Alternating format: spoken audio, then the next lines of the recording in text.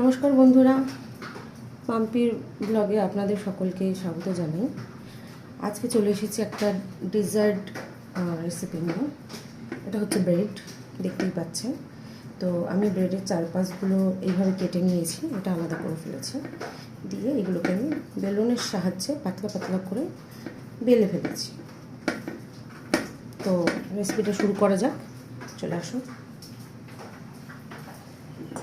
গ্যাসটা জ্বালিয়ে দিলাম।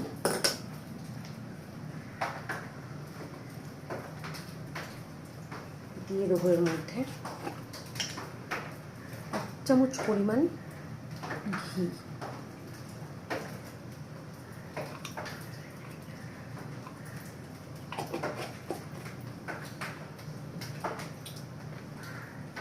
ঘিটা গরম হওয়া অবধি একটু অপেক্ষা করব।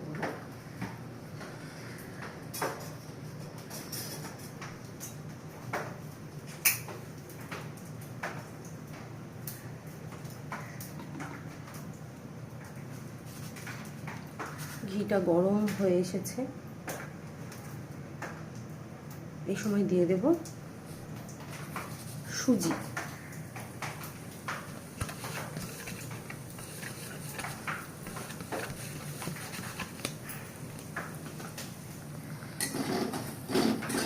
সুজিটা ভেজে নেবো ভালো করে।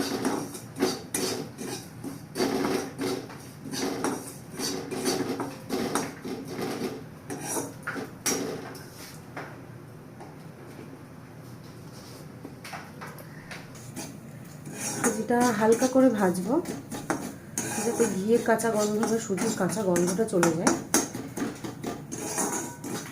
সুজিটা আমাদের ভাজা হয়ে এসেছে, ভাজা হয়ে এসছে।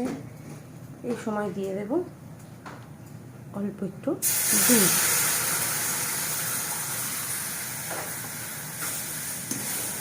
দুধটা দিয়ে এটাকে ভালো করে নেড়ে নিচ্ছি।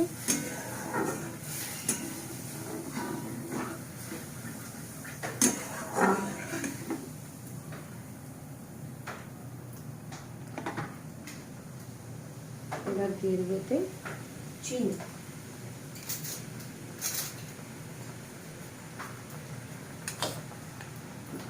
ফ্লেমটা একটু কমিয়ে নেব। দিয়ে দিলাম চিনি 2 চামচ পরিমাণ। আপনারা যে যেমন মিষ্টি খেতে পছন্দ করেন সেই অনুযায়ী এটাকে বানাতে পারেন, কোনো অসুবিধা নেই।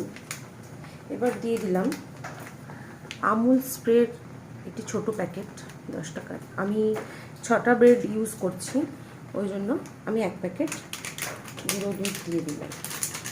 এটা আপনারা নর্মাল মুদিখানা দোকানে পেয়ে যাবেন। দিয়ে এটাকে আমি ঢেকে নেবো।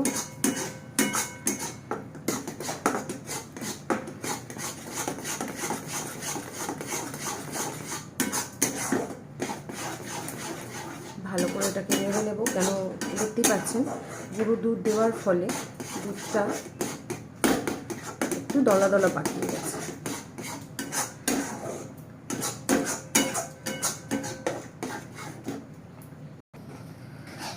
পুরটা রেডি হয়ে গেছে, গ্যাসটা বন্ধ করে দিলাম। এবারে এটাকে ঠান্ডা করতে দেব।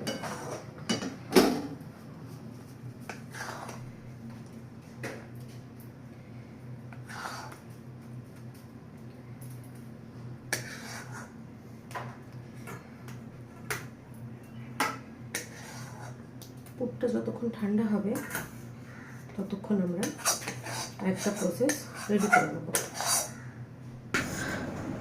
কড়াটা বসিয়ে দিলাম, দিয়ে দিলাম দুধ।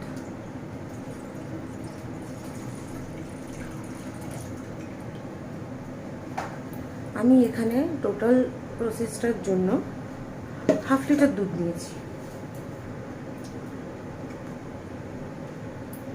দুধটা ফুটে উঠেছে, এবার দিয়ে দেব স্বাদ মতো চিনি। যে যেমন মিষ্টি পছন্দ করেন আগেই বললাম, সেই হিসেবে বানাবেন। এবার দিয়ে দেব Brown and Polson custard powder এটা ভ্যানিলা ফ্লেভার।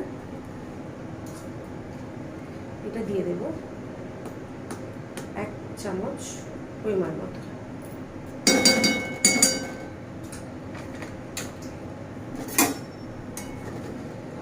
এটাকে ভালো করে ঘেঁটে দেব।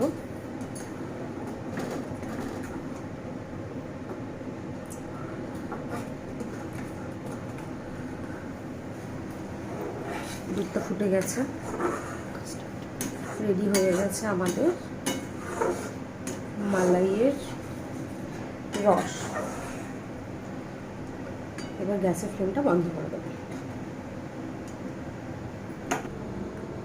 যে পুরটা বানিয়ে রেখেছিলাম, পুরটা হাতের সাহায্যে এরকম করে নেবো, নিয়ে এবার ব্রেডের মধ্যে এইভাবে দিয়ে দেবো, দিয়ে ব্রেডটাকে রোল করে নেবো।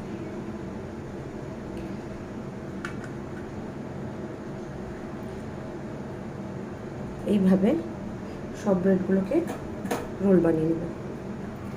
আমাদের রোল বানানো রেডি হয়ে গেছে। এইবারে দিয়ে দেব যে কাস্টার্ড দুধটা বানিয়ে রেখেছিলাম।